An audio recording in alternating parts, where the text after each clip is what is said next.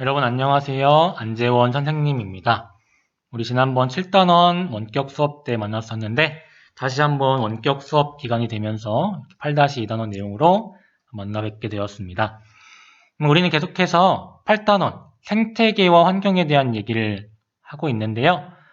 우리가 앞에 8-1단원에서는 생태계의 구성 요소라든지 아니면 생태계 평형이라든지 이러한 내용들을 살펴봤었는데요.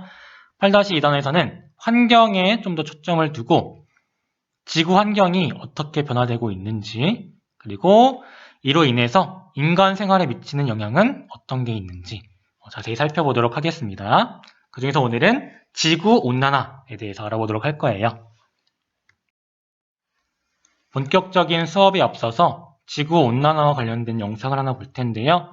이 영상은 예능 프로그램이죠. 집사부일체에서 방영되었던 내용입니다. 지구 온난화와 관련이 있기 때문에 여러분들이 수업 영상을 잠깐 멈추고 이 영상부터 보고 오시면 좋을 것 같습니다. 선생님이 영상 링크를 같이 첨부해 두었으니까 영상을 먼저 보시고 이어서 수업 영상을 봐주시면 되겠습니다. 네, 다 보고 왔나요? 영상에서는 지구 온난화로 인해서 지구 종말이 초래되고 있다라고 이렇게 설명을 하고 있는데 이렇게 우리에게 위협적인 지구 온난화가 과연 어떤 현상인지 이후에 본론 부분에서 자세히 살펴보도록 할게요. 자, 다음은 8-2단원 요약 내용입니다. 우리가 이번 단원에서 어떤 것들을 공부하는지 하나하나 살펴보도록 할게요. 내용을 보겠습니다. 우리나라의 여름은 점점 더워지고 겨울은 점점 따뜻해지고 있다고 한다. 우리나라의 기후가 정말로 변하고 있는가에 대한 증거들은 여러 가지 변화를 통해 확인할 수 있다. 예를 들어서 그 증거로 기후변화로 인해 과일 등 농산물의 재배지가 점점 북상한다는 것, 그리고 발생하는 질병의 양상변화, 그리고 40도를 넘는 폭염과 최고기온과 열대야 일수 기록이 해마다 경신되고 있다는 사실들이 있다라고 하네요. 이러한 기후변화는 비단 우리나라의 문제일 뿐 아니라 전 지구적 문제로 대두되고 있대요. 어떤 게 있는지 한번 볼게요. 첫 번째로 우리가 공부할 지구온난화, 그리고 이건 다다음 시간에 공부할 거예요. 엘니뇨, 마지막으로 사막화 등이 이 기후변화에 해당한다라고 합니다. 기후변화에 따라 일어나는 지구 평균 기온 증가와 해수면 상승 등의 문제는 인간을 포함한 여러 생명체들을 위협하고 있다. 기후변화 원리의 파악과 문제 해결의 의미는 우리 인류에게 있다라고 합니다. 그래서 기후변화에 대해서 공부할 거고요. 이 기후변화가 우리 인간에게 미치는 영향, 그리고 이것을 막기 위해 우리 노력이 필요하다는 내용까지 살펴봤습니다. 자, 이제부터는 8-2단원 내용을 공부하기 위한 배경 지식들을 살펴보도록 하겠습니다. 먼저 기상과 기후에 대해서 알아보도록 하겠습니다. 첫 번째 개념은 기상인데요. 기상이란 바람, 비, 눈, 구름 등의 대기 중에서 일어나는 현상을 가리킨다 라고 보시면 되겠습니다. 이와 같은 기상을 나타내는 요소들에는요, 기압, 공기의 압력이죠. 그 다음에 기온, 공기의 온도입니다. 상대 습도, 습한 정도를 가리키고요. 바람, 공기의 이동을 가리키고 강수량, 이것은 강우량, 그리고 강설량을 합친 양을 가리킵니다. 즉 하늘에서 내린 그 물의 양을 가리킨다라고 알고 계시면 되겠습니다. 두 번째 개념은 바로 기후인데요. 기후는 어떤 지역에서, 지역과 관련된 표현이다. 어떤 지역에서 규칙적으로 되풀이되는 일정 기간의 평균 기상 상황이다 라고 보시면 되겠습니다. 그래서 기후는 어떤 지역의 평균적인, 규칙적인 기상 상황을 가리킨다 라고 알고 계시면 되겠어요. 이렇게 해서 기상과 기후에 대해서 알아봤습니다. 다음으로 열 에너지 전달 방식 3가지를 살펴보도록 하겠습니다. 그중 첫 번째는 전도인데요. 전도란 물질의 이동을 수반하지 않고 고온부에서 저온부로 연속적으로 일어나는 열 전달이다 라고 할 수 있겠습니다. 보면 전도의 예시가 이렇게 나타나 있는데요. 난로의 상단부가 달궈졌죠. 달궈진 상단부와 맞닿아 있는 주전자로 연속적으로 열이 전달돼 가지고 주전자 전체가 달궈지는 경우, 이것이 바로 전도에 의한 열 전달이다 라고 알고 계시면 되겠습니다. 또 다른 예시로는요, 간단한 예시로 우리 불에다가 젓가락을 이렇게 갖다 대면 여기가 달궈지면 이 열이 전도에 의해서 전달되면서 내가 잡고 있는 손잡이 부분까지 뜨거워지는 것을 경험할 수 있잖아요. 이런 경우도 전도의 예시다 라고 보시면 되겠습니다. 자, 그 다음 두 번째 열 전달 방식은요, 대류입니다. 대류는 유동성이 있는 유체 내에서, 그러니까 뭐 공기나 물과 같이 유동성이 있는 유체 내에서 온도차에 의한 유체의 흐름에 의한 열 전달이다 라고 할 수 있겠습니다. 뭔가 흘러서 혹은 매질이 이동해서 열을 전달하는 경우가 바로 대류이다 라고 알고 계시면 되겠어요. 여기 또 대류의 예시를 보시면요, 지금 이 난로에 의한 열에 의해서 공기가 달궈지고 있죠. 그래서 뜨거워진 공기가 위로 올라가고 있습니다. 뜨거운 공기는 위로 올라가고 찬 공기는 내려오는, 이게 바로 대류다 라고 할 수 있겠죠. 이와 관련된 예시로는 에어컨을 들 수 있겠죠. 에어컨. 네. 여러분들 에어컨을 어디에 설치하죠? 천장에 설치하죠. 그 이유는 찬 공기가 아래로 내려오기 때문에 위쪽에 설치해서 찬 공기가 전체적으로 순환할 수 있도록 하기 위함이다 라고 얘기할 수 있겠습니다. 그래서 대류의 원리를 이용한 것이 바로 에어컨이다. 참고로 알고 계시면 되겠고요. 마지막 세 번째 열에너지 전달 방식은요, 바로 복사입니다. 복사는 물체의 표면에서 에너지가 직접 방출되는 열 전달을 가리킨다 라고 보시면 되겠습니다. 그래서 물체에서 직접 방출되는 열 전달 방식이 바로 복사다 라고 할 수 있겠습니다. 난로의 지금 중앙 부분에 불이 피워지고 있죠. 이 불에 의한 열이 직접적으로 방출돼서 전달되는 것, 이게 바로 복사다 라고 할 수 있겠습니다. 복사 예시로는 우리가 뒤에서도 얘기하겠지만 태양에 의한 직접적인 에너지의 방출, 그래서 태양 복사 에너지가 이 복사의 한 가지 예시가 되겠습니다. 제가 써드릴게요. 예시로는 태양에 의한 태양 복사 에너지, 이렇게 해서 열 에너지 전달 방식 세 가지를 같이 살펴봤습니다. 자, 이제 본격적으로 본론에 해당하는 내용을 살펴보도록 할 텐데요. 이번 수업에서 어떠한 목표를 달성해야 되는지 학습 목표를 먼저 보고 넘어가도록 하겠습니다. 오늘의 목표는 지구온난화에 대해 설명할 수 있다 인데요. 그래서 오늘 이 지구온난화가 어떤 의미를 갖는지, 그리고 이것이 우리에게 어떤 영향을 미치는지에 대해서 알아보도록 하겠습니다. 자, 먼저 살펴볼 개념은 바로 지구온난화라는 개념입니다. 지구온난화가 어떤 의미인지 먼저 알아보도록 할게요. 지구온난화란 화석 연료 사용이 급증하면서 대기 중 온실기체가 증가하고, 화석 연료 사용의 급증으로 인해서 대기 중에 온실기체의 농도가 증가하고, 이로 인해서 대기에 의한 지구복사 에너지의 흡수량이 증가하여 온실기체의 증가로 인해서 지구복사 에너지 흡수량이 증가한대요. 그 결과 지구 평균 기온이 높아지는 현상이다. 이것이 바로 지구온난화입니다. 화석 연료 사용이 급증하면서 온실기체 농도가 증가하게 되고, 이로 인해서 지구복사 에너지의 흡수량이 증가하게 되면서 지구의 평균 기온이 높아지는 것, 이게 바로 지구온난화이다. 아래 그래프를 보시면요, 시간이 지날수록 온실기체에 해당하는 이산화탄소의 평균 농도가 서서히 증가하고 있죠. 여기 지금 붉게 표시된 것이 이산화탄소의 평균 농도인데 점차 증가하고 있는 게 보이고요. 이에 따라서 지구 평균 기온 역시 점차 증가하는 우상향 그래프를 나타내고 있다는 것입니다. 여기서 지구온난화의 의미를 발견할 수 있겠죠. 그래서 화석 연료의 사용이 증가하면서 온실기체, 이산화탄소와 같은 온실기체 농도가 증가하게 되고, 이로 인해서 지구복사 에너지 흡수량이 증가하게 되면서 지구 평균 기온이 높아진 현상, 이것이 바로 지구온난화이다. 이렇게 기억하고 계시면 되겠습니다. 자, 그렇다면 이 지구온난화의 원인은 무엇인지, 우리 앞에서 지구온난화가 지구 복사 에너지의 흡수량이 증가하면서 일어난다라고 했었는데 그 관련성은 어떻게 되는지에 대해서 몇 가지 개념을 통해 알아보도록 하겠습니다. 첫 번째로 살펴볼 개념은요, 바로 복사평형인데요. 복사평형이란 그냥 이름에서 우리가 확인할 수 있는 것은 뭔가 복사 에너지가 평형을 이루고 있는 것이라고 판단이 되는데 어떤 의미인지 살펴보도록 하겠습니다.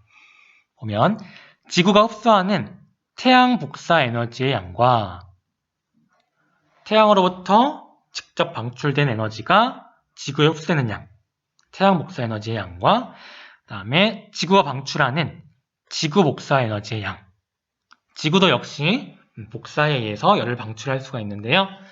이를 지구 복사 에너지라고 합니다. 그 양이 같아서 지구의 연평균 기온이 일정하게 유지되는 현상이 바로 복사평형이다 라고 할 수 있겠습니다. 지구가 흡수하는 태양 복사 에너지의 양과 그 다음에 지구가 방출하는 지구 복사 에너지 양이 같아서 지구의 연평균 기온이 일정하게 유지되는 것, 이게 바로 복사평형이다 라고 할 수 있겠습니다. 우리 앞에서 공부한 복사라는 개념이 등장을 하죠. 복사는 물체의 표면에서 직접적으로 열이 방출되는 것을 가리킨다 라고 했었습니다. 자, 그렇다면 이 두 가지 개념을 좀 더 상세하게 살펴보도록 할게요. 먼저 태양 복사 에너지입니다.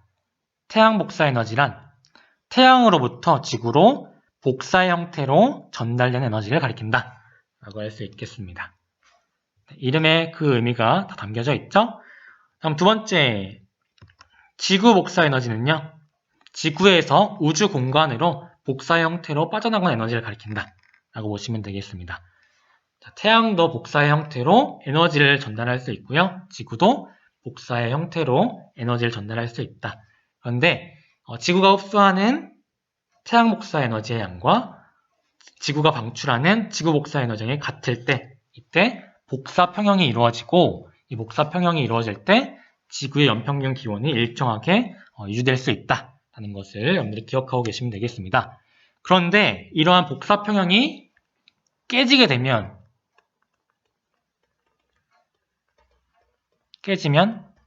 뭐가 일어날까요? 그렇죠. 바로 지구 온난화가 일어나게 되겠죠. 이에 대한 내용은 뒤에서 다시 한번 얘기해 보도록 할게요. 자, 이번에는 앞에서 살펴본 그 내용을 그림을 통해서 다시 한번 보도록 하겠습니다. 그림을 보시면 지구로 전달되는 태양 복사 에너지가 100만큼 있다라고 했을 때 그 중에서 대기와 지표에 의해서 반사되는 양이 30%입니다. 그리고 그 중에서 대기와 구름에 의해서 흡수되는 양이 20%이고요. 지표에 의해서 흡수된 양이 50%입니다. 자, 그렇다면 태양 복사 에너지 100% 중에서 지구가 흡수하는 양은 이 20%와 50%를 더한 70%가 되겠죠? 네. 자, 이렇게 지구가 흡수하는 태양 복사 에너지의 양을 살펴봤습니다. 이번에는 지구가 방출하는 지구 복사 에너지의 양을 보도록 할게요.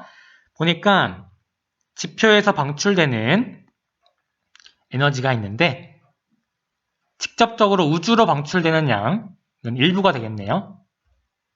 그리고 대부분이 대기에 의해서 흡수가 됩니다. 자, 이렇게 흡수한 에너지가 또 대기에 의해서 우주로 방출이 되죠. 이때 지표에서 직접 우주로 방출되는 에너지의 양과 대기에 의해서 우주로 방출되는 에너지의 양을 더했을 때 그 양이 70%이다. 다시 70%이다 라고 할 수 있겠습니다. 보니까 아까 지구가 흡수했던 태양 복사 에너지가 70%였는데요. 지구가 방출하는 지구 복사 에너지가 마찬가지로 그 양이 약 70%이다 라고 할 수 있습니다. 따라서 그 양이 같다라고 얘기할 수 있겠죠. 이 얘기는 지금 복사 평형이 이루어지고 있다라고 판단할 수 있겠네요. 그래서 지구가 흡수하는 태양 복사 에너지의 양.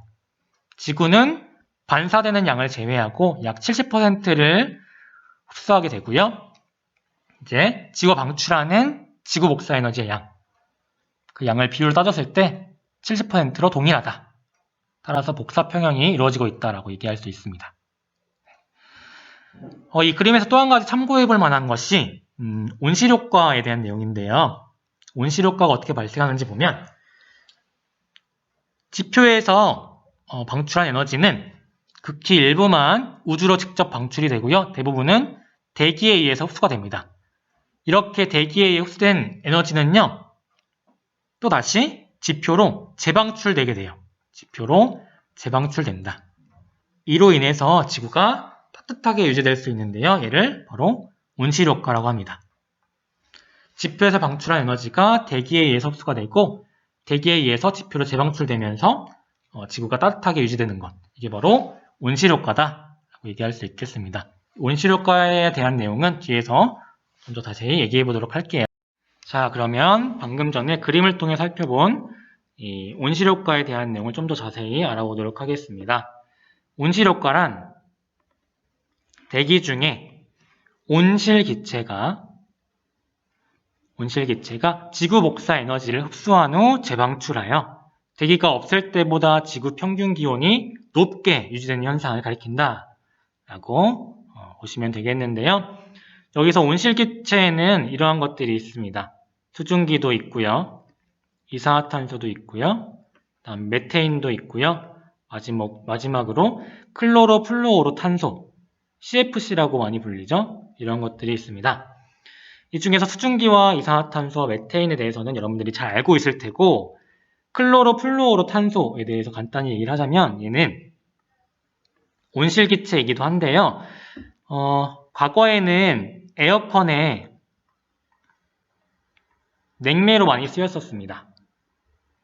그런데 이것이 오존층을 파괴시킨다. 연구 결과가 밝혀지면서 이제는 사용을 잘 하고 있지 않아요. 어쨌든 온실기체에 해당하는 이 CFC가 이러한 특징도 갖는다라고 참고로 알고 계시면 되겠고요. 어쨌든 온실효과란 이와 같은 온실기체들에 의해서 지구 복사 에너지가 흡수된 다음에 다시 지표로 재방출되어서 대기가 전혀 없을 때보다 지구 평균 기온이 높게 유지되는 현상이다 라고 알고 계시면 되겠습니다. 여기서 우리가 쉽게 착각할 수 있는 게 이 온실효과가 부정적인 의미라고 착각하는 경우가 있는데요. 온실효과는 매우 중요하고 또 긍정적인 효과라고 볼 수 있습니다. 왜냐하면 개념에서 알 수 있듯이 대기가 없을 때보다 지구 평균 기온을 높게 유지시켜 줄 수 있는데요. 만약에 대기가 없다면 그때는 지구 평균 기온이 약 영하 18도씨까지 떨어지게 됩니다. 매우 춥죠? 그렇기 때문에 생명체가 온전히 살 수 없는 환경이 되는 거예요. 그래서 이 온실효과가 매우 중요하다라고 할 수 있고 얘는 그 의미 자체는 긍정적이다라고 볼 수 있어요. 그런데 왜 이게 지구온난화와 관련이 있으며 왜 문제가 되느냐? 그 이유는 화석 연료의 사용 급증으로 인해서 여기다가 쓸게요.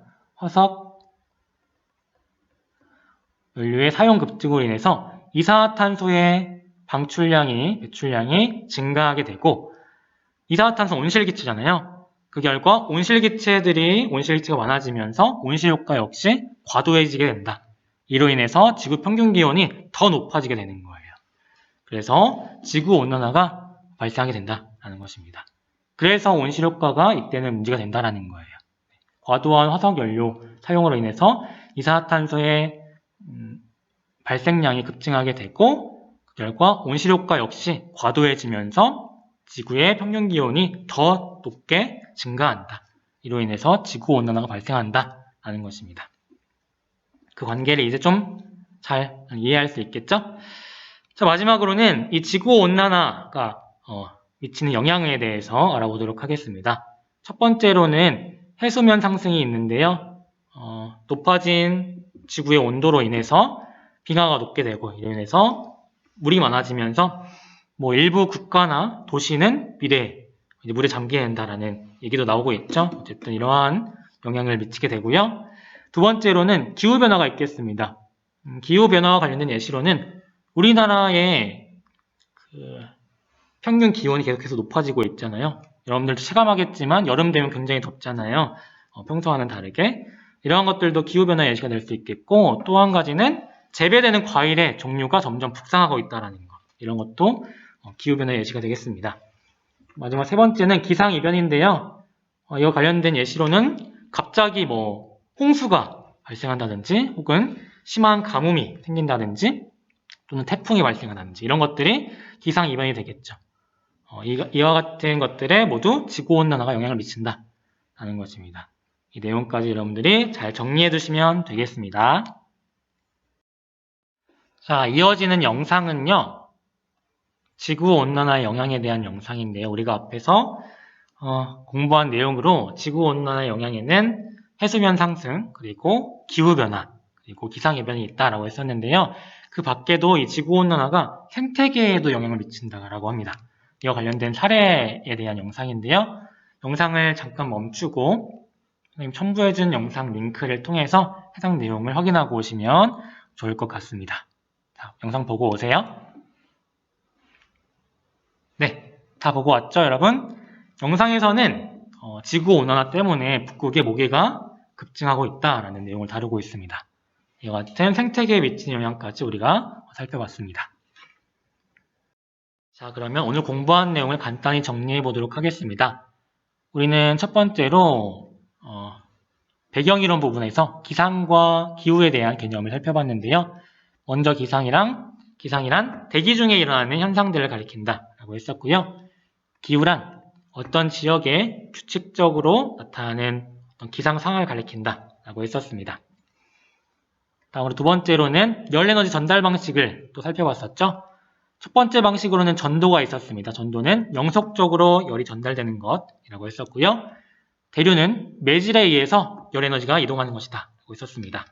다음에 복사는 물체 표면에서 직접 열이 방출되는 것이다 라고 했었죠. 이 중에서 복사는 우리가 앞에서 태양 복사 에너지와 지구 복사 에너지를 공부하면서 다룬 바 있고요. 대류에 대해서는 우리가 다음 시간에 대기 대순환, 대기의 순환에 대한 내용을 살펴보면서 다루도록 하겠습니다.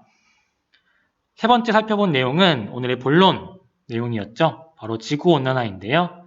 지구온난화를 이해하기 위해서는 첫 번째로 복사평형의 개념을 알고 있어야 합니다. 복사평형이란 지구가 흡수하는 태양 복사 에너지와 그 다음에 지구가 방출하는 지구 복사 에너지의 양이 같아서 지구의 평균 기온이 일정하게 유지되는 것이다 라고 했었죠. 그런데 이러한 복사평형이 깨져버리면 지구온난화가 발생한다라고 했었습니다.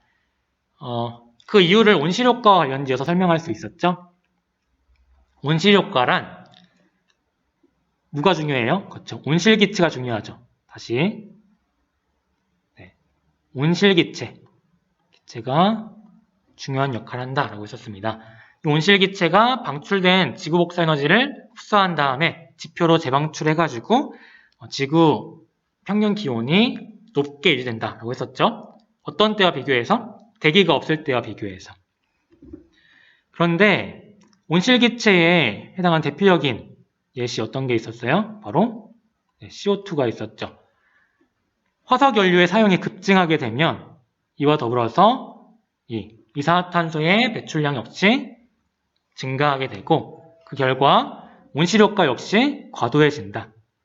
그러면서 정상적으로 우주로 방출되어야 하는 지구 복사 에너지가 방출되지 못하고 지구에 머물게 되는 것이죠. 그 결과 복사평형이 깨지게 되고 지구온난화가 발생한다라는 것입니다. 자, 마지막은 지구온난화의 영향에 대해서 공부했었는데요. 3가지 정도가 있었죠. 해수면의 상승, 그 다음에 기후변화, 마지막으로 기상이변. 이러한 예시가 있었습니다. 이렇게 해서 오늘 공부한 내용을 정리해봤어요. 우리 다음 시간에는 대기 대순환과 표층 순환에 대해서 알아보도록 하겠습니다. 이것을 공부하는 이유는요. 우리가 오늘은 지구환경 변화의 첫 번째 예시로 지구온난화를 공부했는데요.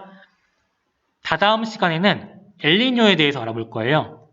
근데 이 엘니뇨를 이해하기 위해서는 이 두 가지를 알고 있어야 합니다. 대기 내순환과 표충순환이 어떻게 이루어지는지 알고 있어야 되기 때문에 이 내용부터 알아보고 다다음 시간에 엘니뇨에 대해서 자세히 알아보도록 하겠습니다. 지금까지 수고 많았습니다. 다음 시간에 만나요. 안녕.